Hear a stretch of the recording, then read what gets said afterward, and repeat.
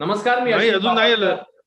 ABP माझा digital आणि महाराष्ट्राचे उद्योग विश्व यांचा संयुक्त उपक्रम असलेल्या या खास कार्यक्रमात, या वेबिनार मध्ये आपल्या सगळ्यांचं स्वागत.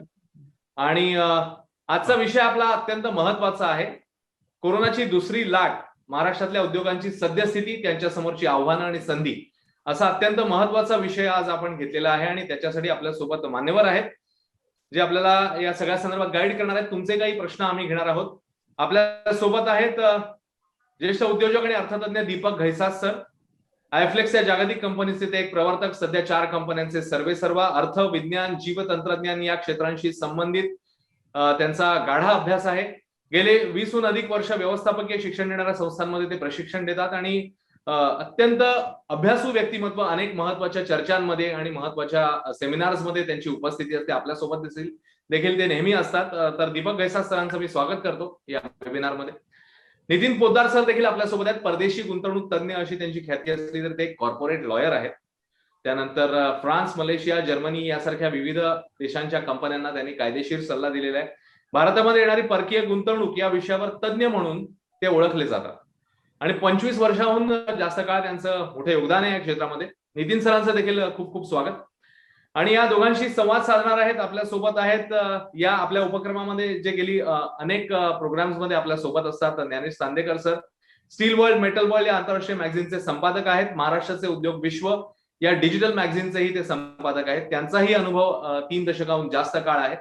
आणि आपण आता या चर्चेला, अत्यंत महत्वाच्या वेबिनारला सुरुवात करूया, कारण कोरोनाची दुसरी लाट सगळीकडे बाहेर थोडंसं धास्तीची स्थिती, आणि या पार्श्वभूमीवर मग उद्योग विश्व नेमकं कसं बघतंय या सगळ्या स्थितीकडे, या लाटेकडे. तर आपण चर्चेला सुरुवात करूया. ज्ञानेश सर. थँक्यू अश्विन. आपल्याला सर्वांना माहिती आहे की पहिली लाट जी आली होती उद्योग याची, करोनाची, ती साधारण सप्टेंबर ऑक्टोबर पासून सबसाईड व्हायला लागली.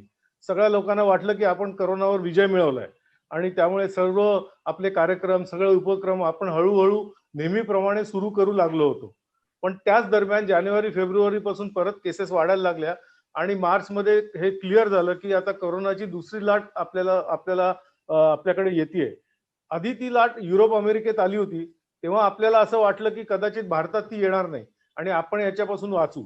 पण तसं काही झालं नाही आणि साधारण मार्च पासून केसेस आपल्याकडे पण वाढायला लागल्या आणि आता तर मला वाटतं भारतात ही लाट खूप मोठ्या प्रमाणावर पसरते आणि याचं अनफॉर्च्युनेटली नेतृत्व करतंय महाराष्ट्र. म्हणजे सगळ्यात जास्त केसेस महाराष्ट्रातच आहेत. आपण आज सगळे महाराष्ट्रात सगळे लॉकडाऊन मध्ये आहोत. कालच परवाच बातमी आली की 1 तारखेपर्यंत जो लॉकडाऊन होता कालपर्यंत, तो अजून 15 दिवसांनी एक्सटेंड केलेला आहे. तर त्याच्यामुळे परिस्थिती फार गंभीर आहे आणि याचा सर्व गोष्टींवर त्याचा परिणाम होतोय. तसा आपल्या उद्योग क्षेत्रावर पण परिणाम होतोय.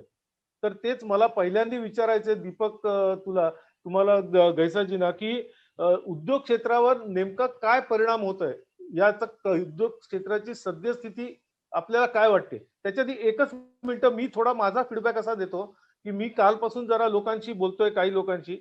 तर मराठा चेंबरचे गिरबाणी सर आहेत, त्यांच्याशी मी बोलत होतो. तर त्यांनी असं सांगितलं की दर महिना ते जे इंडस्ट्रीचा सर्वे करतात त्यांच्या क्षेत्रातल्या, तर त्या इंडस्ट्रीचं प्रोडक्शन लेवल जे 70-80% वाढलं होतं पहिल्या लाटेनंतर, ते आता परत 60-65% खालती आलंय. तर तो एक फीडबॅक आहे. ऑटो इंडस्ट्री आपल्या महाराष्ट्रातली खूप मोठी इंडस्ट्री आहे, त्यांच्यातल्या काही लोकांशी मी बोलत होतो. तर त्यांचं म्हणणं असं की अजूनपर्यंत काही तसा प्रोडक्शनवर परिणाम झाला नाही, पण आता जे सुटे भाग म्हणजे व्हेंडर्स कडून त्यांच्याकडे जे मटेरियल येतं त्यांच्यावर परिणाम व्हायला लागलेला आहे आणि येत्या 15 दिवसात साधारण 25 ते 30% एवढा परिणाम त्यांच्या ऑटो व्हेकल प्रोडक्टवर होऊ शकतो. तर हे 2 फीडबॅक मला द्यायचे होते सगळ्यांना. आणि आता दीपकजी, तुम्ही सांगू शकता की काय वाटतं तुम्हाला, सध्या परिस्थिती कशी वाटते?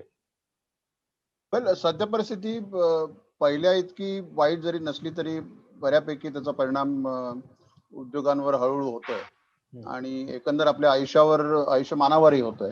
आणि त्यामुळे डिमांड सप्लाय चेन या गोष्टींवर जो त्याचा परिणाम होतोय भारतभर आणि जगभरात, त्याचे पडसाद साधारण उद्योगात परत जाणवायला लागलाय. आणि प्रोडक्शन तू म्हणालास तसं कमी झालंय परत.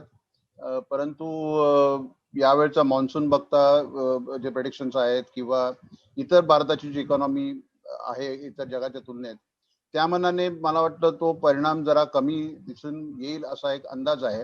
आणि याची रिकव्हरी, कारण आता व्हॅक्सिन आलेला आहे, व्हॅक्सिन सगळ्यांना देण्याचा प्रोग्राम चालू आहे. त्याच्यात अडथळे जरी येत असले तरी पण आणि लोकांमध्ये थोडीफार म्हणा शिस्त आलेली आहे, कारण मुंबईत सुद्धा आपण बघतो आज की मास्क न लावणारे लोक फार कमी आहेत आता, की जे सप्टेंबर ऑक्टोबर मध्ये दिसत नव्हतं चित्र. त्यामुळे लोकही साधारण आपापल्या परीने काळजी घेत आहेत आणि त्यामुळे त्याचा इम्पॅक्ट थोडा कमी वाटेल असं जाणवत आहे.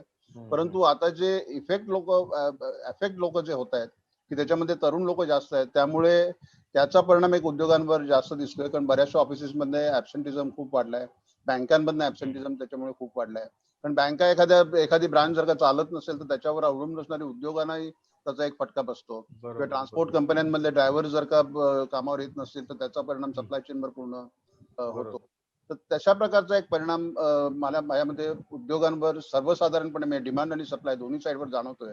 आणि परंतु एक मानसिक तयारी जी पहिल्यांदा नव्हती आपली गेल्या वर्षी, ती आता खूप प्रमाणात बदलली आहे. आणि माझ्या मते मी नंतर त्याच्यावर बोलीन की एक मानसिक दृष्ट्या खूप फरक पडलाय उद्योजकांमध्ये. गेला लॉकडाऊन जो होता तो आणि हा लॉकडाऊन, त्या उद्योगांच्या मॉडेल्समध्ये फरक पडलाय आणि त्याच्या मानसिकतेत फरक पडलाय.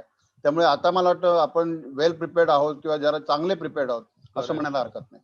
इनफॅक्ट एक गोष्ट मला अजून वाटते की यावेळेला मायग्रेशन पण कमी झालंय. लेबर मायग्रेशन जे मागच्या वेळेला झालं होतं अगदी मोठ्या प्रमाणात, तेवढं मायग्रेशन पण यावेळेला अजून झालं नाही. कदाचित हा लॉकडाऊन फक्त एक 15 दिवसाचा किंवा 1 महिन्याचा आहे, त्याच्यामुळे होत असेल, काय माहिती. नितीन जी, तुम्हाला काय वाटतं, काय कशी वाटते सध्या परिस्थिती? सध्या परिस्थिती as what Deepak mentioned is correct, की पहिल्यांदा जेव्हा आपण पहिल्या लॉकडाऊन मधून जेव्हा बाहेर पडत होतो त्यावेळेलाच लोकांनी बऱ्यापैकी ऍडजस्ट केलं होतं स्वतःला. म्हणजे बऱ्याचशा कन्स्ट्रक्शन हाऊसेसनी एम्प्लॉईजला राहायची व्यवस्था केली होती, बऱ्या मोठ्या कारखान्यांनी तिथे एम्प्लॉईला राहायची व्यवस्था केली होती. आपण जसं तुम्ही म्हटलं की सप्टेंबर ऑक्टोबर मध्ये जेव्हा नॉर्मलसीला आपण जे चाललो होतो त्याच वेळेला ना बऱ्यापैकी कंपन्यांनी, म्हणजे असं जर काय पुन्हा झालं समजा किंवा असं काही डिस्टर्ब झालं तर आपण काय करायला पाहिजे थोडीशी प्रत्येकाने तयारी केली होती. आणि त्या दरम्यान म्हणजे ऑक्टोबर नोव्हेंबर डिसेंबर मध्ये थोडीशी डिमांड पण पिकअप झाली होती. त्यामुळे थोडंसं कॅश जनरेशन झाली, कंपन्यांची प्रिपरेशन होती, तयारी होती लोकांची. आणि पण सेकंड वेव्ह इतक्या मोठ्या प्रमाणामध्ये किंवा अशी मोठ्या प्रमाणात हिट होईल असं ना ऑनेस्टली स्पीकिंग नोबडी एक्सपेक्टेड.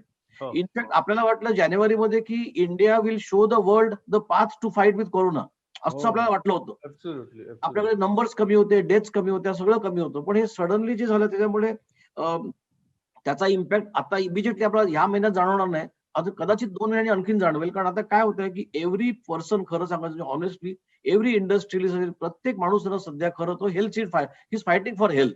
कोणाच्या फॅमिलीमध्ये कोणी आजारी आहे, कोणाच्या नातेवाईक आजारी आहे, कोणाच्या शेजारी आजारी आहे, कोणी कंपन्यांमध्ये सिनियर एम्प्लॉईज आजारी आहेत. आणि आतापर्यंत आपण फक्त जे लोक आजारी आहेत किंवा जे लोक गेले त्यांचा आम्ही फक्त टेलिव्हिजनवरती नंबर्स बघत होतो की 2000 गेले, 3000 गेले. आता आपल्याला कळतंय की माझ्या ओळखीचे, माझ्या बिल्डिंग मध्ये 2 माणसं गेले आहेत, माझ्या नातेवाईकातले 3 माणसं गेले आहेत, माझ्या कंपन्यातले 4 माणसं गेले आहेत. हा जो इम्पॅक्ट आहे, हा सायकोलॉजिकल इम्पॅक्ट थोडा जास्त आहे.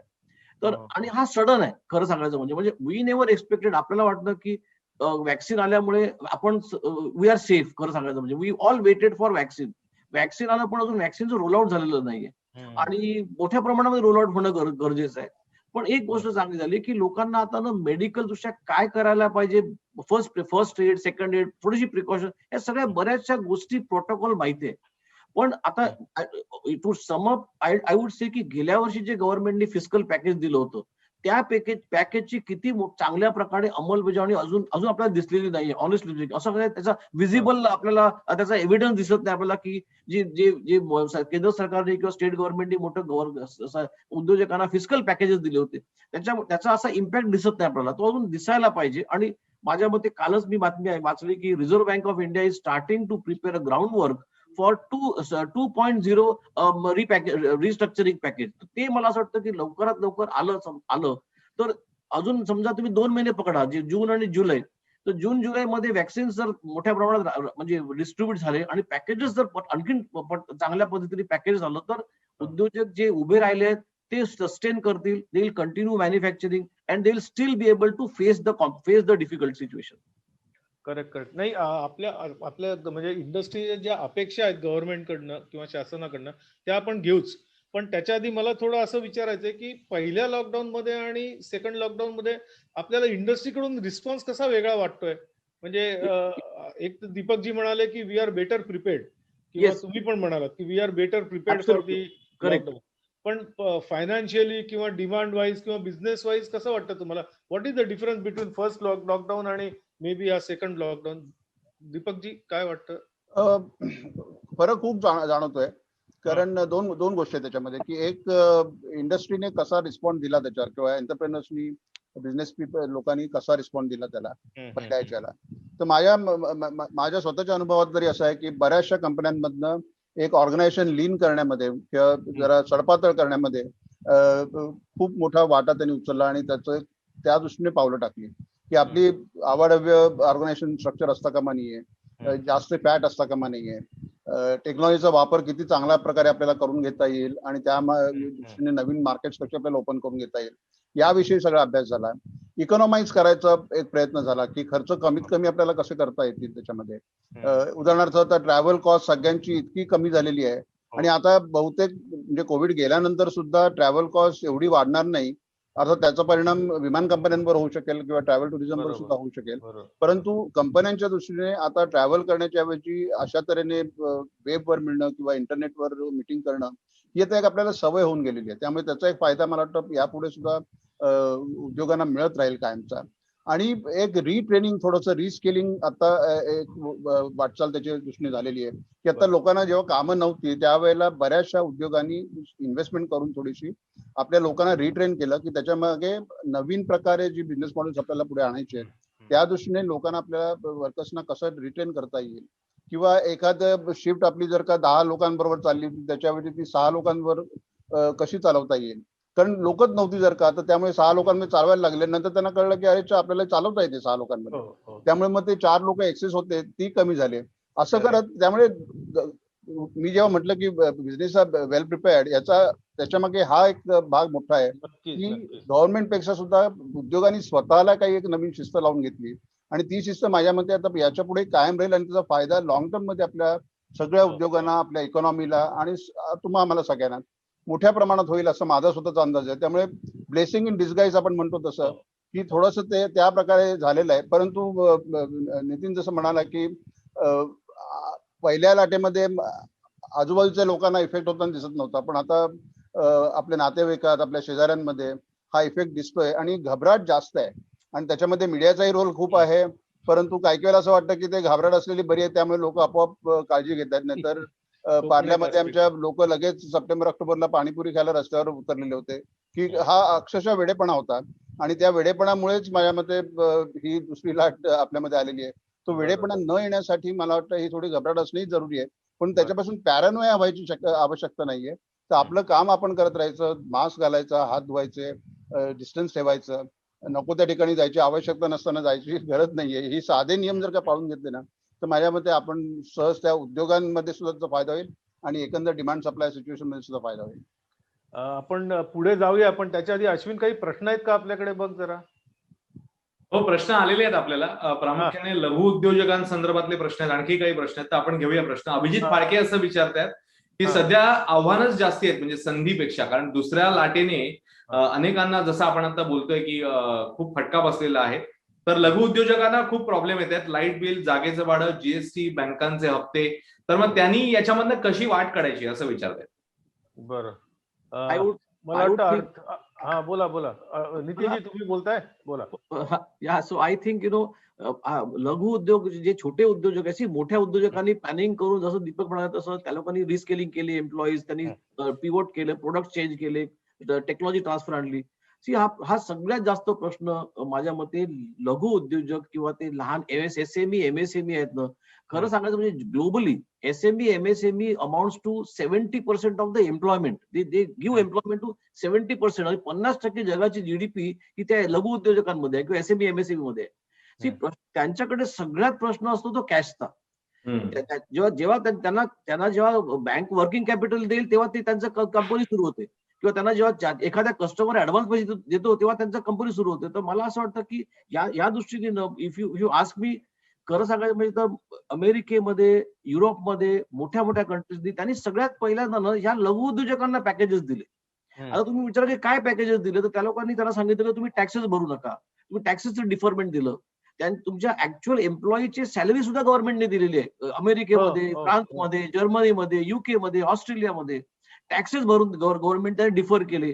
बऱ्याच बऱ्याच कंट्रीजमध्ये त्या लोकांना जे फायलिंग असतं म्हणजे रेग्युलेटरी फायलिंग असतात प्रोसेस, त्या फायलिंग त्यांना मुभा दिली, इंटरेस्ट डिफरमेंट दिलंय, लोनचं रिपेमेंट त्यांनी एक्सटेंड करून दिलंय. तर ह्याच मला असं वाटतं की ऑफकोर्स सेंट्रल गव्हर्नमेंटने आपल्या पण मोठी स्कीम जाहीर केली होती गेल्या वर्षी, आणि ती बऱ्यापैकी लहान उद्योजकांसाठी होती की बाबा तुम्ही एक्सटेंडेड वर्किंग कॅपिटल मिळालं पाहिजे. ह्या त्याच्यात लोकांना नितीनजी एकच मिनिट, त्याच्यात डायरेक्ट बेनिफिट नव्हता दिला, सगळे इनडायरेक्ट बेनिफिट्स होते. बरोबर म्हणजे आहे म्हणजे तुम्ही जर लोन घेतलं तर त्याच्यात तुम्हाला इंटरेस्ट रेट कमी लागेल किंवा डिफरमेंट ऑफ पेमेंट, पण डायरेक्ट पैसे उचलून दिले नाहीत government. Chandekar, please understand, if you ask me this question, बरोबर आहे, भारत सरकारने किंवा स्टेट गव्हर्नमेंटने डायरेक्ट पैसे दिले नाही. आम्ही तुम्हाला एकच फक्त फिगर सांगतो आणि मग तुम्ही मला सांगा की डायरेक्ट पैसे देणं शक्य आहे का. बरोबर. If you count the population of US, Canada and entire Europe, त्या सगळ्यांची पॉप्युलेशन मिळून आपल्या भारताची पॉप्युलेशन आहे. खरी गोष्ट. ओके, आणि आपण अमेरिकेसारखी आपली अर्थव्यवस्था नाहीये, की आपली फ्रान्स सारखी अर्थव्यवस्था नाहीये. सो टू एक्सपेक्ट गव्हर्नमेंट की तुम्ही तुमच्या प्रत्येकाच्या एम्प्लॉईला 40-40, 50-50 हजाराचा पगार गव्हर्नमेंट देईल, दॅट ऑनेस्टली ना हे खरं सांगणं हे वस्तुस्थितीला धरून नाहीये. हा एक मात्र खरं आहे, गव्हर्नमेंट काय करू शकतं? गव्हर्नमेंट काय करू शकतं? गव्हर्नमेंट, माझ्या मते गव्हर्नमेंट जे प्रॉपर्टी टॅक्स आहेत बिझनेसचे, पाण्याचं बिल आहे, लाईट बिल आहे, जीएसटीचा टॅक्स आहे, किंवा बँकांच्या लोनवरती इंटरेस्ट रेट आहे, किंवा त्यांचे EMI असतील, EMI, ह्या सगळ्या गोष्टींमध्ये गव्हर्नमेंट त्यांना खूप मोठ्या प्रमाणामध्ये रिस्ट्रक्चर करून देऊ शकतो, आणि ते केलेलं आहे. असं नाही की ते केलेलं नाहीये, पण please understand, we can't compare Dnyanesh, India चुकीचं आहे. नाही, पण ऍटलीस्ट वीज बिलं, टॅक्सेस या बाबतीत तरी काहीतरी केलं पाहिजे. येस, दीपकजी, तुम्हाला काय वाटतं? हे कसं काय, या बाबतीत काय तुमचे विचार आहेत? आय अग्री विथ नितीन की आपली कंपॅरिझन डेव्हलप कंट्रीज बरोबर करण्यामध्ये अर्थ नाही. बरोबर आहे. त्याच्यात दोन भाग असतात की एक फिस्कल मदत असते आणि एक मॉनिटरी मदत असते. त्याच्यामध्ये फिस्कल मदत देणं हे सहशक्य असतं, की जसं जीएसटी मध्ये कन्सेशन देणं किंवा इन्कम टॅक्स मध्ये कन्सेशन देणं किंवा इंटरेस्ट रेट मध्ये कन्सेशन देणं. पण पैसे उचलून देणं, जे मॉनिटरी बेनिफिट्स आहेत ते देणं कठीण असतं. पण सरकारने मला वाटतं अत्यंत गरीब लोकांना किंवा शेतकऱ्यांना हा फायदा मॉनिटरी स्वरूपात दिलेला आहे. म्हणजे डायरेक्ट जे जॅम आपण ज्याला म्हणतो, योजना, आधार कार्ड आणि मोबाईल याच्या थ्रू जी डायरेक्ट क्रेडिट लोकांना जाते, ती मला वाटतं जात आहेत त्यांच्या ज्या लोकांना जाणं आवश्यक आहे. आता उद्योगांच्या बाबतीत म्हणा तुम्ही, तर परिस्थिती थोडी दोन्ही बाजूनी दिसते, की जसं उद्योजक स्वतः सर्व्हाइव्ह व्हायचा प्रयत्न करतायत आणि जसं प्रश्नात त्यांनी म्हटलं की आव्हानं जास्त आहेत, पण मला वाटतं उद्योजक हा खरा उद्योजक जो असतो तो आव्हानातच संधी शोधत असतो. त्यामुळे जेवढी तुम्हाला आव्हानं जास्त आहेत त्याच्यामध्ये संधी शोधणं हे मला वाटतं उद्योजकाचं स्वतःचं काम आहे. नाहीतर एम्प्लॉई आणि तुमच्यामध्ये काही फरक नाही राहिला. सारखं गव्हर्नमेंटकडे हात पसरणं हाही चांगला मुद्दा नाहीये. आणि जर का तुम्ही बघाल तर मॉनिटरी याच्यामध्ये सुद्धा आता स्टेट बँक ऑफ इंडियाने एक योजना चालू केली की ज्याच्यामध्ये 200 कोटी रुपयापर्यंत किंवा 10% जर का तुमचं लोन अमाऊंटच्या आतापर्यंतच्या वर्किंग कॅपिटल तुम्हाला लागलं तर 7.5% ते लोन द्यायला तयार आहेत तुम्हाला वर्किंग कॅपिटल करता. ही जी मदत आहे वर्किंग कॅपिटलची आत्ता जी लागणारी आहे, की ऑर्डर हातात आहे पण मला पूर्ण करता येत नाहीये कारण माझ्याकडे पैसे नाहीये, लिक्विडिटी नाहीये, तर ही लिक्विडिटी आपल्याला सांभाळता येईल. दुसरं आणखीन एक झालंय की आता मी सध्या बाजारात बघतोय, कारण मी स्वतः एक वेंचर कॅपिटल PE फंड चालवतो, तर त्याच्यामध्ये तर डेट फंड नवीन आलेले आहेत एका प्रकारचे, आणि मला निदान 4 फंड असे माहिती आहेत डेट फंड्स, की जे अशा उद्योगांना की ज्यांच्यातच ऑर्डर्स आहेत आणि 50-60 कोटी 100 कोटी रुपयापर्यंत ज्यांना लोनची आवश्यकता आहे, अशा लोकांना ते ऑर्डरच्या अगेन्स्ट लोन देत आहेत. म्हणजे जे बँका देऊ शकत नाहीत कारण ऍसेट बेस्ड फायनान्सिंग नसतं बँकांचं असतं, आणि त्यामुळे त्यांना ऍसेट तेवढे नसतात बॅकअप करायला, पण तुमच्या ऑर्डरच्या अगेन्स्ट तुम्हाला, आणि अत्यंत चांगल्या कंपन्यांना की ज्या आता डबघाईला असं म्हणता येणार नाहीत पण प्रॉब्लेम मध्ये आहेत कोविडमुळे, अशा लोकांना या लोनचा फायदा मिळतोय. गेल्या 8 महिन्यात तरी आमचा अनुभव असा आहे की ऑर्डर पूर्ण झाल्यानंतर आलेल्या पैशातून पहिलं लोन फेडलं जातं. 12-13-14% इंटरेस्ट रेट असतो त्याच्यावर, परंतु तुम्हाला जी लिक्विडिटी लागते ती तुम्हाला लगेच मिळू शकते. त्यामुळे फक्त गव्हर्नमेंट, आणि दुसरं आणखीन एक नितीनजी तुम्ही पण ऍग्री कराल त्याच्यावर, की भारतातल्या SME सेक्टरचा प्रॉब्लेम असा आहे की आपल्याकडे फक्त 25% लोन्स SMEची ही बँकिंग सेक्टरच्याच होतात, बाकी 75% इन्फॉर्मल तऱ्हेने जातात. त्यामुळे आरबीआयने कितीही काही करायचा प्रयत्न केला तरी सुद्धा तो फक्त 25% जी लोन्स आहेत बँकांच्या चॅनलच्या थ्रू जातात त्यांनाच फायदा व्हायची शक्यता. त्यामुळे 75% म्हणजे साधारण 6.5 कोटी युनिट्स एसएमईची आपल्याकडे आहेत भारतामध्ये आणि 11 कोटी लोकांना एम्प्लॉयमेंट आहे त्याच्यामधून आणि 30% जीडीपीची कॉन्ट्रीब्युशन आहे आपली. पण या लोकांचं जर का इन्फॉर्मल सेक्टर आणि फॉर्मल सेक्टर म्हणजे बँकांच्या चॅनल थ्रू जर का जाणारा सेक्टर असेल तर तो फक्त 25%च आहे. त्यामुळे 75% लोकांना इव्हन आरबीआयने पॉलिसी केली तरी सुद्धा किंवा बँकांनी केली तरी कसं पोचायचा हा प्रश्न असतो.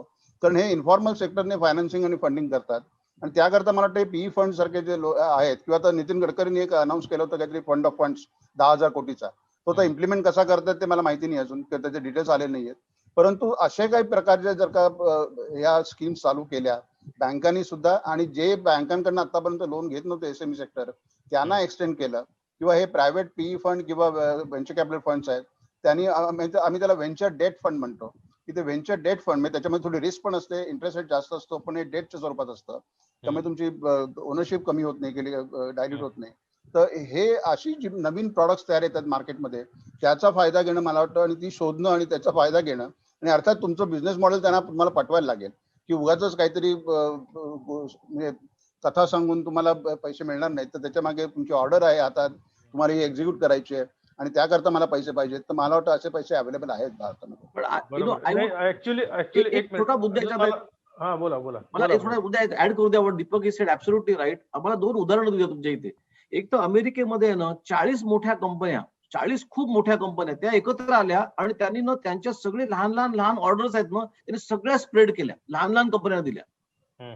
आपल्याकडे असं कुठे मॉडेल मला ऐकायला मिळालं नाही की 2 मोठ्या चांगल्या कंपन्या किंवा असे मोठे उद्योग समूह 2 मोठे 3 असे एकत्र आले आणि त्यांनी सगळे त्यांचे वेंडर्सच, मी म्हणत आहे तुम्ही तुमचे एक्झिस्टिंग वेंडर्स चेंज करा पण you can introduce new vendors to you. जसं अमेरिकेमध्ये लहान उद्योजकांना ऑपॉर्च्युनिटी दिली आणि त्यांना ऍडव्हान्सेस दिले, त्यांना उभं केलं. दुसरी गोष्ट बघा, I would like to make one radical suggestion here. एक तर आपल्याकडे ना जर तुम्ही बँकांचा एनपीए बघितला, बँकांचा एनपीए जवळजवळ 10 ते 12 लाख कोटी 5 ते 6 उद्योजकांचा आहे, मोठ्या उद्योजकांचा. त्यांच्या समोर जसं दीपकजींनी म्हटलं की फक्त 25% बँकाचं जे फंडिंग आहे ते एसएमई एमएसएमई ला होतं, बाकी सगळं प्रायव्हेट फंडिंग आहे. पण banks will have to today government will have to really take a very bold step. जर तुम्ही 10 ते 15 लाख कोटी रुपये मोठ्या उद्योजकांचे एका स्ट्रोक मध्ये 50% 40% तुम्ही डिस्काउंट देता तर लहान उद्योजकांना पण तसं डिस्काउंट मिळाला पाहिजे. याच्याबद्दल अनफॉर्च्युनेटली कोणी बोलत नाही. लहान उद्योजकांची जर तुम्ही टोटल डेट बघितली बँकांकडे तर काही फारशी नसते. माझ्या माहितीमध्ये 2 लाख 3 लाखाच्या लोन साठी सुद्धा ते बिचारे 8% 9% त्याचा ईएमआय बँकाचे अधिकारी त्यांना फोन करतात. व्हाय कांट वी जस्ट डिसाइड की 5 ते 6 लाख 10 लाखापर्यंत लोन आम्ही पूर्णपणे राईट ऑफ करतो किंवा तुम्हाला मी पूर्ण मोरेटोरियम देतो की तुम्ही 5 वर्ष आम्हाला फेडू नका. सी वेन तुम्ही जेव्हा मोठ्या उद्योजकांना रिस्ट्रक्चरिंग मध्ये 50 60 हजार कोटी रुपये तुम्ही अक्षरशः स्ट्रेट कट करता, इंटरेस्ट मध्ये कट करता, ईएमआय मध्ये कट करता, लहान उद्योजकांना काय होऊ शकत नाही असा विचारच होत नाही आपल्याकडे. आपण अनफॉर्च्युनेटली काय माहिती आहे का, लहान उद्योजक जे आहेत जसं दीपकजींनी म्हटलं हे बिचारे डिस्पर्स्ड आहेत, ते असे विखुरलेले आहेत, ते असे एक नाहीये. वेळेस 5 मोठे उद्योजक आहेत ना ते कोणालाही फोन करतील आणि ते पाहिजे त्या सिस्टम मध्ये घेऊन येतील. हा प्रॉब्लेम इंडियाचा जास्त मोठा आहे. एनिवे ते मला एक त्याच्यात मुद्दा असा मांडायचा, मगाशी दीपकजींनी तो टच केला मुद्दा की करोनामुळे जर खूप आव्हानं येत असतील आणि काही बिझनेसेस व्हायबिलिटीवर जर प्रॉब्लेम येत असेल तर ऍट द सेम टाइम काही बिझनेसेस करोनामुळे वाढतील सुद्धा. म्हणजे डिजिटायझेशनच्या डायरेक्शन मध्ये आपण करोनामुळे जातोय, त्याच्यामुळे काही बिझनेसेस जे डिजिटल बेस्ड आहेत, काही बिझनेसेस जे आयटी वर बेस्ड आहेत किंवा आर्टिफिशियल इंटेलिजन्स वर बेस्ड आहेत किंवा इंडस्ट्री 4.0 वर बेस्ड आहेत, त्या उद्योगांना याच्या पुढे चांगली संधी आहे. पण दीपकजी तुम्ही मगाशी तो मुद्दा मांडला होता, काय म्हणायचंय तुम्हाला याच्यावर? एक तर मला वाटतं तुझ्या स्टेटमेंटमध्ये थोडासा फरक करतो मी की आज एखादा उद्योग डिजिटायझेशन किंवा आयटी वर अवलंबून नसेल तो उद्योग आपोआप संपेल. त्यामुळे डिजिटल बेस्ड उद्योग कोणता वेगळा आहे किंवा असं नाहीये. तर digitisation, computerisation, use of technology हे कोणत्याही उद्योगात असायला पाहिजे. आणि आनंदाची गोष्ट तुम्हाला सांगतो, आमच्या पार्ल्यातच ज्ञानेश तुला पण माहिती असेल की आज माझा भाजीवाला सुद्धा व्हॉट्सअपवर पूर्ण भाजीची यादी घेतो आणि हा जो उपयोग आहे ना, हा जर का भाजीवाल्याला जो अशिक्षित असू शकेल त्याला जर का व्हॉट्सअपचा उपयोग समजू शकतो तर कोणत्याही एसएमई चालवणाऱ्या माणसाला सुद्धा हा डिजिटायझेशनचा भाग आहे. म्हणजे भाजीवाला रस्त्यावर बसला झालाय ऑलरेडी, आणि तो पैसे सुद्धा व्हॉट्सअपवरच घेतो. हो, जीपेने घेतो ना.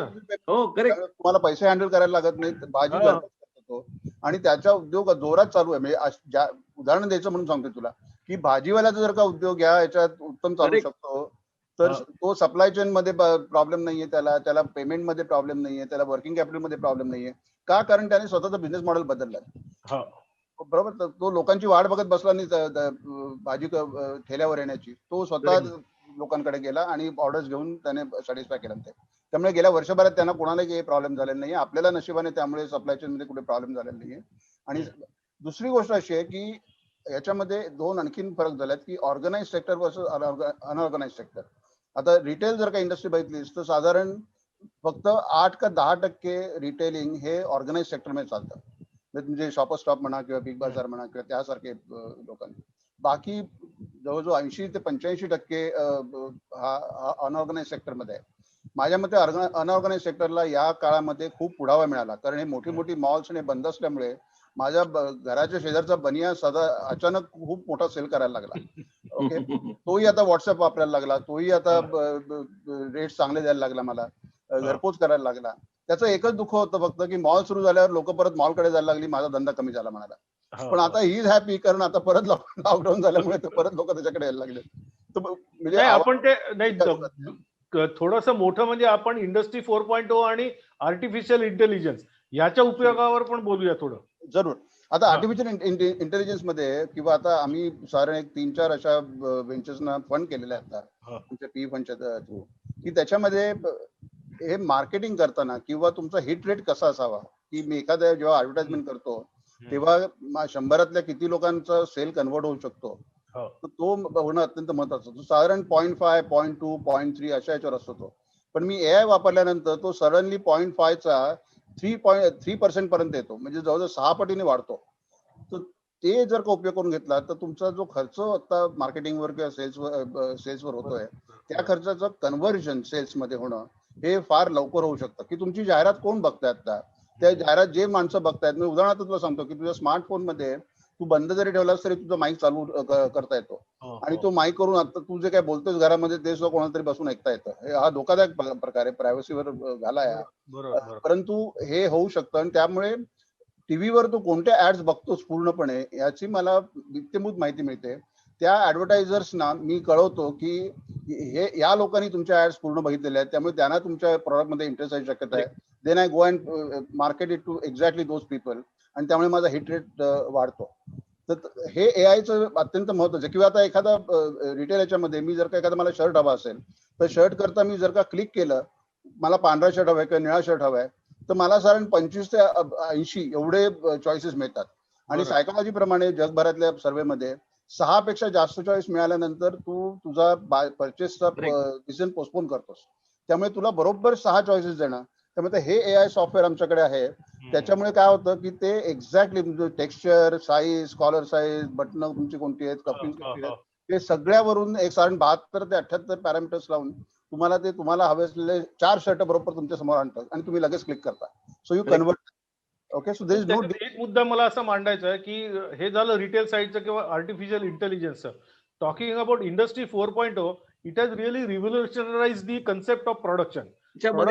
मॅन्युफॅक्चरिंग सेक्टरमध्ये इंडस्ट्री 4.0 मुळे एवढा फरक पडलेला आहे की तुमचं एफिशियन्सी वाढली आहे, प्रोडक्टिव्हिटी वाढली आहे, तुमची कॉस्ट ऑफ द प्रोडक्ट कमी झाली आहे, आणि त्याच्यामुळे एक तुमचं बिझनेस स्केलच त्याच्यामुळे वेगळं होऊ शकतं. You can be more competitive in the international market, आणि ज्याला म्हणतात ना mass customisation, that is possible through industry 4.0. तर त्याच्यामुळे ह्या सगळे जे मॉडर्न टूल्स आपण वापरतो त्याच्यामुळे सुद्धा या सगळ्या संधी आपल्याला कोरोनामुळेच एक्सप्लोर करायला मला वाटतं लोक लागलेले आहेत. आणि वेळ मिळालाय तुम्हाला, आता वेळ मिळाला, एक माइंडसेट आपला बदललाय, आणि त्याच्यामुळे सुद्धा आपण एका मगाशी प्रश्न असा होता की आव्हानं जास्त आहेत, पण दीपकजी जसं म्हणाले तसं आव्हानं आहेत नक्की आहे, पण संधी तुम्हाला स्वतःलाच शोधायला पाहिजेत. काय वाटतं नितीनजी? त्याच्यामध्ये ना फक्त एक फरक काय माहिती आहे का, की what Deepak said is absolutely right. एकीकडे फ्युचर टेक्नॉलॉजीज मध्ये artificial intelligence, blockchain, drone technology, 3D printing, हे सगळं इतक्या मोठ्या प्रमाणामध्ये चांगल्या प्रकारे आता वेस्टर्न वर्ल्ड मध्ये वापरतायत. ऑनेस्टली मला वाटत नाही की इंडियामधल्या काही बोटावर मोजण्या इतक्या कंपन्या सोडल्या म्हणजे ज्या MNCs इंडियामध्ये आणि काही इंडियन मोठ्या कंपन्या आहेत त्या सोडल्या तर इतक्या प्रमाणामध्ये जे ऍडव्हान्स टेक्नॉलॉजीज आहेत म्हणजे हे आर्टिफिशियल इंटेलिजन्स म्हणा किंवा 3D प्रिंटिंग इज एक्स्ट्रीमली खूप खूप रिव्होल्युशन करू शकतात त्या इंडस्ट्री 4ला. पण त्याचा प्रसार अनफॉर्च्युनेटली ज्ञानेशजी महाराष्ट्र इंडियामध्ये झालेला नाहीये. आणि एकच तुम्हाला सांगतो की आता आपण मगाशी SMEचं बोलत होतो तर त्याच्यात मला एकच ऍड करावं असं वाटतं की आपल्या SME समोरचा सगळ्यात मोठा प्रॉब्लेम आहे की they are not ready for technological upgradation. बऱ्याच SME जे आहेत त्या कन्व्हेन्शनल आणि आउटडेटेड टेक्नॉलॉजीज वापरतात. प्रश्न बघा काय माहितीये का ते तयार नाही आहे हे म्हणणं मला I will not brush paint them in one brush. प्रश्न असा काय माहितीये का त्यांच्या पुढे ना ह्या टेक्नॉलॉजी शिकवणाऱ्या संस्था नाहीये, या टेक्नॉलॉजी त्यांना हात धरून समजवणाऱ्या संस्था नाहीये. दुसरी गोष्ट काय आहे का आपले जे MSME SME जे स्टार्टअप आहेत ना they are always struggling for survival. Please understand this. त्यांचा झगडा किंवा त्यांचं बॅटल प्रिन्सिपलचा बॅटल नाही, त्यांचं बॅटल सर्व्हायव्हलचं आहे. जेव्हा तुम्ही एखाद्या जर्मनीची एखादी SME किंवा स्टार्टअप बघता ती इंडियाच्या दृष्टीने चांगली मोठी बऱ्यापैकी मिड साईज कंपनी असते. आपल्या इंडियन स्टार्टअप किंवा इंडियन मिड साईज कंपनी म्हणजे त्याची तिथे गणती सुद्धा होणार नाही. आता जेव्हा तुम्ही मगाशी मला प्रश्न विचारला की how do we have collaborations, let us move to that subject. मी तुम्हाला तो प्रश्न विचारतो पण एक मिनिट नितीनजी, एक मिनिट. आपण अजून काही दुसरे प्रश्न प्रेक्षकांकडून आहेत का बघूया. अश्विन बघ जरा काय बरेच प्रश्न आहेत खरं म्हणजे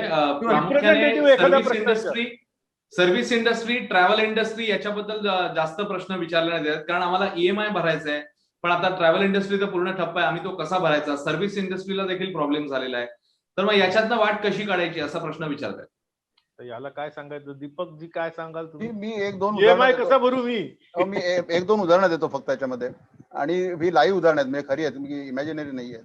की आमचे एक स्नेही आहेत बोरिवलीला राहतात, त्यांचं नाव आता घेत नाही मी, परंतु ते त्यांचा इव्हेंट मॅनेजमेंटचा नवरा बायको बिझनेस होता आणि इव्हेंट मॅनेजमेंट तुम्हाला माहिती आहे पूर्ण जसं ट्रॅव्हल इंडस्ट्रीमध्ये प्रॉब्लेम आला तसं इव्हेंट मॅनेजमेंट कंपनी त्यांची पूर्ण बंद पडली. त्यांनी लगेच बिझनेस मॉडेल बदललं आणि सध्या ते पुण्याहून खाद्यपदार्थ आणून दहीसर ते पार्ला याच्यामध्ये घरपोच करतात आणि गेले 8 महिने करतायत. आज त्यांचा धंदा जोरान चालू आहे, EMI पूर्ण भरता आलाय त्यांना आणि ही इज नाव वेटिंग. आता त्यांनी दुसरी एक ब्रांच चालू करून इंटरनेटवर इव्हेंट मॅनेजमेंट करणं हा प्रकार चालू केला. म्हणजे आता तुमचं नितीनचं पुस्तक लॉन्च झालं ते इंटरनेटवर लॉन्च झालं तर ते इव्हेंट मॅनेज करायला त्यांनी सुरुवात केली. पॉइंट आय मेकिंग इज की तुम्हाला जर का त्याच्या संधी शोधता आल्या, परत मी रिपीट करतो पण तेच सांगतो की एंटरप्रेनर हा उद्योजक हाच माणूस असतो की जो संधी शोधतो आणि रडत बसत नाही EMI कुठून भरू. की मी बिझनेस मॉडेल चेंज केलं, मी नवीन काही उद्योग टेम्पररी चालू केला. त्यालाही माहिती आहे की दुकानं उघडल्यानंतर परत हे होम डिलिव्हरी होणार नाही, त्याचा बिझनेस चालणार नाही. परंतु आत्ताच्या काळामध्ये त्याने एवढा चांगला पैसा कमवला त्याच्यामध्ये आणि स्वतः तो डिलिव्हर करतो. त्याने 10 माणसं ठेवलेली नाहीये. तो नवरा बायको दोघेही गाडी घेऊन स्वतःची संबंध दिवसभर फिरतात आणि 40 ते 50 60 पहिल्यांदा सुरुवातीला 10 पासून चालू केला, आता 60 ते 70 डिलिव्हरी त्याच्या दिवसाला असतात आणि अप्रतिम तऱ्हेने तो ऍपवर पूर्ण त्याने ठेवलाय की ते ऍप मॅनेज करतो तो आणि ऍपवरनं सगळे ऑर्डर्स घेऊन पेमेंट्स येतात त्याची आणि पूर्णपर्यंत चाललेले. पॉइंट ऑफ मेकिंग इज तुम्ही अल्टरनेट बिझनेस मॉडेल शोधणं अत्यंत जरुरी आहे. ट्रॅव्हल टुरिझम प्रॉब्लेम आहे, इव्हेंट मॅनेजमेंट प्रॉब्लेम आहे, हॉटेल रेस्टॉरंट्स प्रॉब्लेम आहेत. या इंडस्ट्रीज रिवाईव्ह व्हायला खूप वेळ लागेल असून, कारण आता मी जसं म्हटलं तसं की टुरिझमला जाणं हा प्रकार अत्यंत श्रीमंत लोकात दिसतोय की जे सगळे मालदीवला आणि मॉरिशसला जाऊ शकतायत तर ते लोक जात आहेत. पण बाकी आम्ही लोक बरेचसे हे आता टुरिझमचं नाव काढत नाही आहोत की पुढच्या वर्षभरात साधारण काढणार नाही. अजून एक आमचं स्वतःचं उदाहरण देतो. आम्ही तुम्हाला माहिती आहे आम्ही कॉन्फरन्सेस एक्झिबिशन्स ऑर्गनाईज करतो स्टील वर्ल्ड आणि मेटल वर्ल्डच्या बॅनरमुळे, पण आता ते बंद झाल्यामुळे आम्ही सगळ्या कॉन्फरन्सेस आमच्या डिजिटल प्लॅटफॉर्मवर घेतो. गेल्या वर्षी 4-5 कॉन्फरन्सेस घेतल्या आम्ही फायनान्शियल इयर मध्ये. नाही पण मला successful I will tell you a classic example जे दीपकजींनी सांगितलं ते तुम्हाला खूप वेगळा बिझनेस पण शोधायची गरज नाहीये. तुमच्या बिझनेसचे जे स्ट्रेंथ्स आहेत ना ते तुम्हाला वापरता आले पाहिजे. I tell you classic example. त्याने दीपकजी जे ट्रॅव्हलचं एक्झाम्पल दिलं, आय एम टेलिंग यू माझ्या माहितीमध्ये एक चांगली मोठी मराठी ट्रॅव्हल कंपनी आहे. Again I will not name the company आणि त्यांचं कम्प्लीट ऑफिसेस शर्ट आहे, सगळं बिझनेस शर्ट आहे. मी त्यांना काय म्हटलं की तुमच्याकडे सगळ्यात मोठं म्हणजे तुमचा डेटाबेस तुमच्याकडे खूप चांगला आहे. गेले 20 वर्षाचा 25 वर्षाचा डेटाबेस आहे. Reach out to that data आणि तो डेटा तुम्ही दुसऱ्यांना तो डेटा देऊन तुम्ही दुसऱ्यांची काय बिझनेस करू शकता का विचार करा. आणि ट्रस्ट मी त्या लोकांनी त्या डेटाबेसला मग आम्ही स्प्लिट केलं ते डेटा, म्हणजे हाय एंड कस्टमर, युरोपला गेलेले कस्टमर, असे खूप मॅपिंग केलं त्या कस्टमरचं, आणि त्यांना वेगळे वेगळे आम्ही बिझनेसेस कोलॅबरेट करून त्यांना पण आम्ही बिझनेस करून दिले. सो माय पॉइंट इज, बघा प्रत्येक बिझनेसमध्ये ना एक स्ट्रेंथ आहे, प्रत्येक बिझनेसची एक कोर कॉम्पिटन्सी असते. त्या कोर कॉम्पिटन्सीला तुम्ही पिवट कशी करू शकता, दुसऱ्या कुठल्या बिझनेसवर तुम्ही in what manner you can collaborate, that is very important. Definitely. Ashwin, अजून काही प्रश्न आहेत? अजून एक दोन प्रश्न आहेत एक प्रश्न घेऊया आपण आणि मग will go to the end of the programme. Yes. शिलाई व्यवसायाबद्दल प्रश्न विचारतात लोक की शिलाई व्यवसाय देखील ठप्प झालेला आहे, तर त्यांनी कशी वाट काढायची याच्यात? त्यांनी मास्क बनवायला पाहिजे, मास्क आणि सिंपल. करेक्ट. पीपीटी बनवायला पाहिजे त्या लोकांनी. माझ्या मते कितीतरी पेंट कंपन्या आहेत, कितीतरी त्याच्याकडे अल्कोहोल एक्स्ट्रा पडलं होतं. चांगल्या कंपन्या, अगेन मी I don't name the company, त्या लोकांनी सगळ्यांनी सॅनिटायझर बनवायला घेतले because they have access of alcohol. अरे साखर कंपन्यांनी सगळ्या केल्या सॅनिटायझर, सगळ्या साखर कंपन्यांनी, सगळ्या साखर कारखान्याकडे अल्कोहोलचं हे आहे. अच्छा, आणि तुला माहितीये का की आता नवीन ह्याच्याप्रमाणे तुमच्या ड्रेस बरोबर, ओढणीच्या बरोबर त्याला मॅचिंग मास्क पण लागतो. तो हा मोठा व्यवसाय आहे शिलाईला. हो, माझ्या माहितीमध्ये स्मॉल एक्झाम्पल, वाशीमध्ये काही तरुणांचा ग्रुप आहे, त्या लोकांनी सिनियर सिटीजन्सला मोबाईल शिकवायचा 2 तास घेतात फक्त, आणि 300 का 400 रुपये चार्ज करतात. दे आर कम्प्लिटली बिझी, कारण सिनियर सिटीजनला मोबाईल वापरायचा कसं माहिती नाहीये. करेक्ट. अच्छा नितीन, दीपक म्हणायचं करणाऱ्यांना खूप आहे. करेक्ट. तुम्हाला एक स्पेसिफिक प्रश्न नितीनजी तुम्हाला विचारायचा आहे की तुम्ही फॉरेनचे मर्जर्स, ॲक्विजिशन्स वगैरे you deal with that in that area, तर ह्या सगळ्या कोरोनाच्या किंवा या नवीन परिस्थितीत आपल्याला फॉरेन बिझनेसेसचा इंडियन बिझनेसेसला काय फायदा होऊ शकेल? म्हणजे आता आपण जसे म्हणतो, मी बॅकग्राऊंड देतो, मगाशी आपण चर्चा करत होतो की कॉन्फ्लिक्टिंग पॉलिटिकल नॅरेटिव्हनी बिझनेसेसच्या इन्व्हेस्टमेंटवर खूप परिणाम होतो. तर त्या बाबतीत आपण कसा काय उपयोग करून घेऊ शकतो आपल्या इंडियन बिझनेसेस साठी? Very very particular question. मी आताच जवळजवळ 2 महिन्या अगोदर जर्मनीच्या एसएमई एमएसएमईच्या मोठ्या 2 परिषदांमध्ये मी व्हर्च्युअली डिस्कशन केलं, आणि त्यांचा सगळ्यांचा पहिला प्रश्न असा होता की भारतामधले मिड साईज कंपन्या किती आहेत, कशा आहेत, त्यांचं प्रोडक्शन कसं आहे, त्यांचे प्रोडक्ट्स कसे आहेत, त्यांचे एम्प्लॉई कसे, आम्हाला कोणाला त्याची काहीही माहिती नाहीये. दुर्दैवाने आपण जे 6.5 कोटी किंवा 6 कोटी आपण जे एसएमई एमएसएमई भारतातल्या कंपन्या म्हणतो, या लोकांच्या बद्दलची माहिती जगभरामध्ये चांगल्या प्रकारे जात नाही. That is the saddest part. मी सांगून दमतो लोकांना की तुम्ही तुमची proper profiling, proper website, proper information, तुमच्याविषयीची जोपर्यंत तुम्ही माहिती लोकांना कळवणार नाही तोपर्यंत त्यांना कळणारच नाही.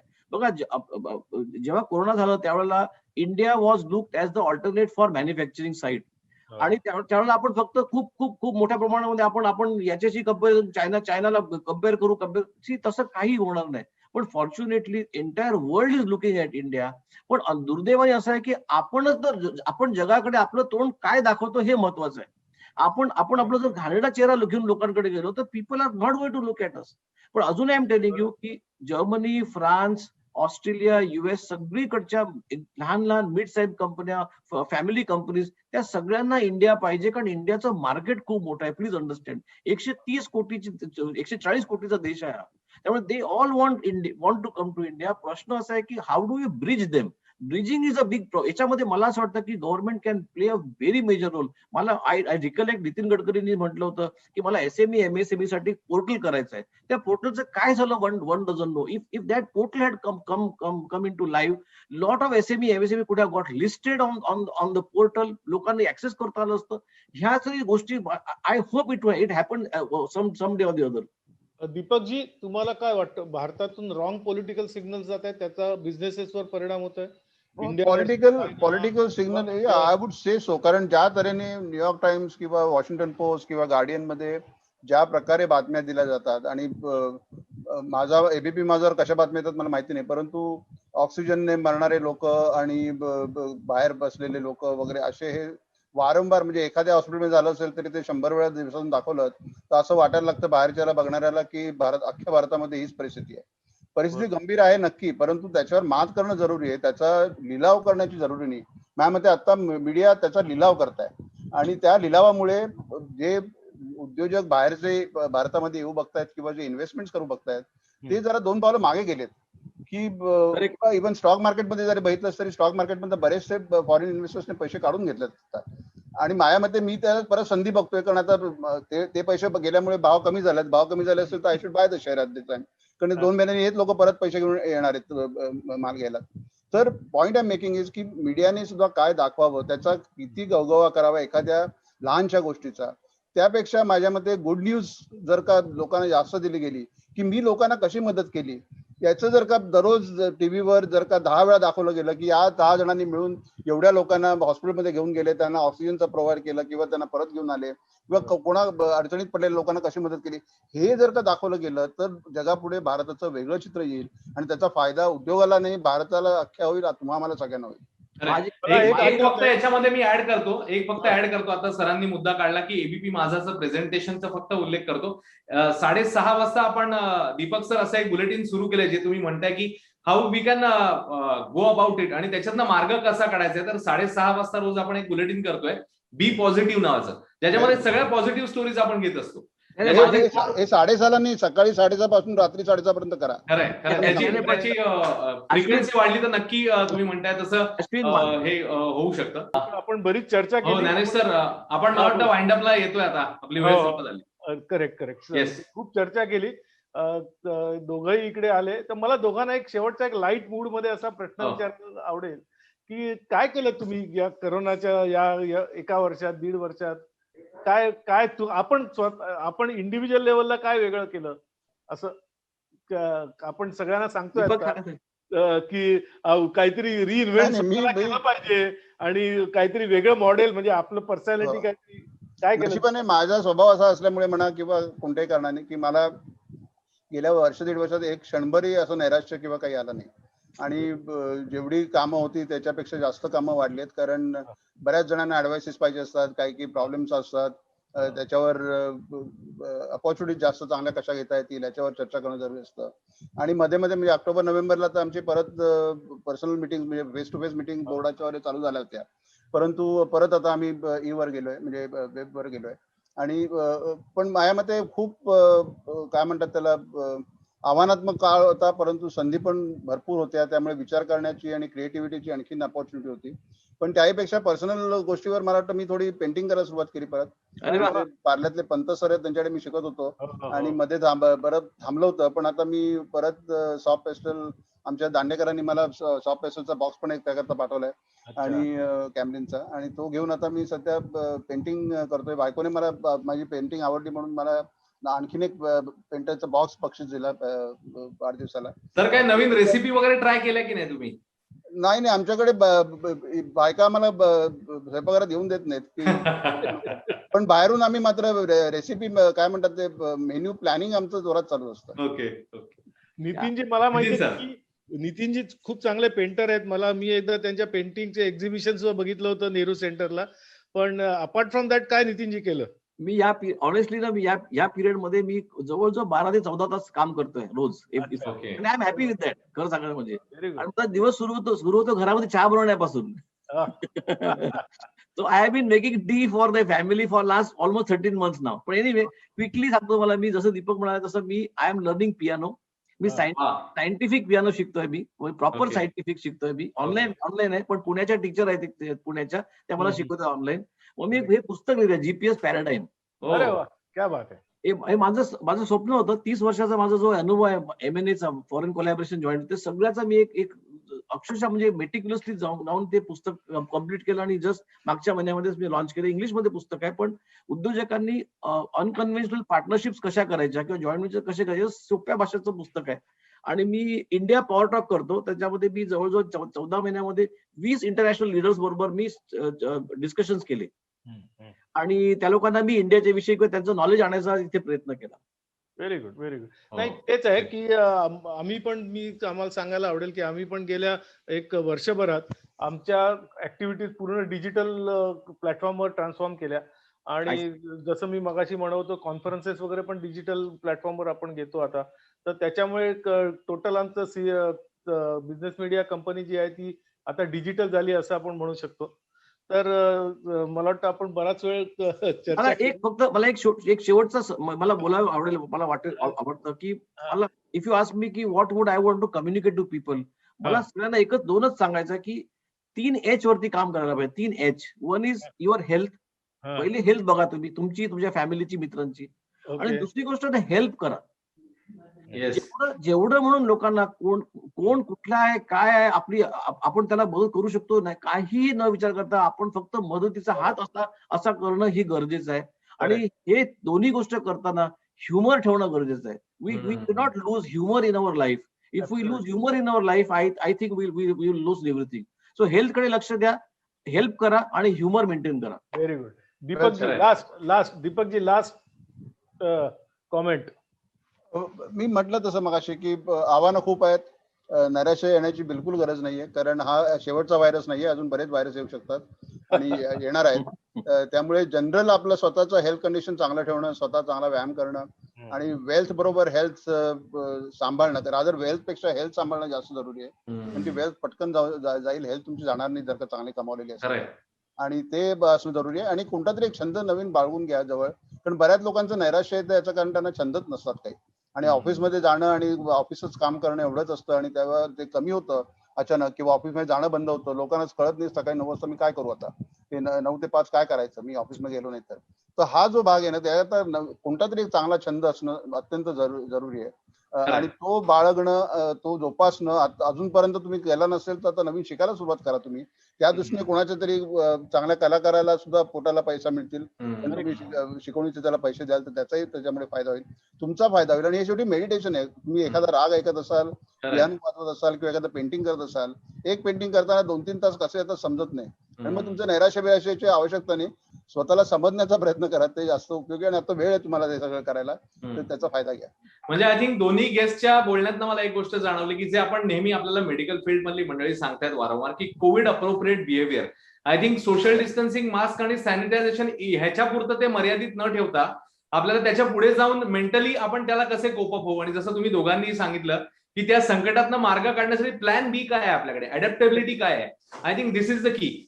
नाही, आणि तेच म्हणतो, गेले आपण तासभर गप्पा मारतोय, तर या दीपकजी किंवा नितीनजींनी आपल्याला इंडस्ट्री बद्दल पण सांगितलं, आणि त्यांच्या स्वतःच्या उदाहरणावरून सुद्धा आपल्याला कळू शकेल की या सगळ्या प्रकाराला, कोविडला कसं फेस करायचं.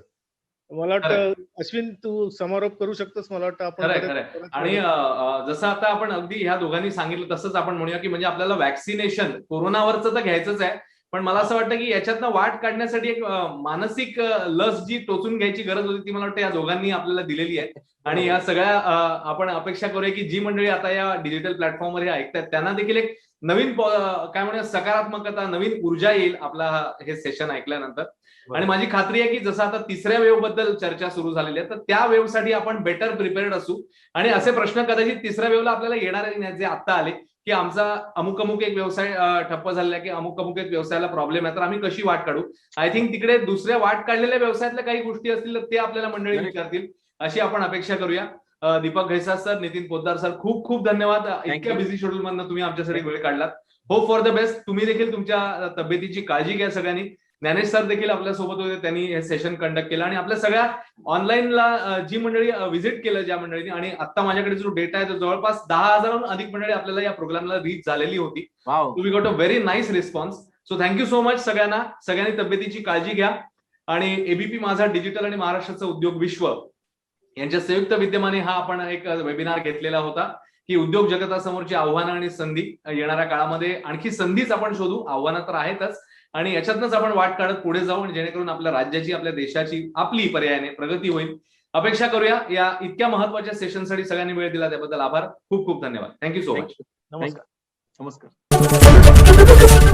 एबीपी माझा, उघडा डोळे बघा नीट.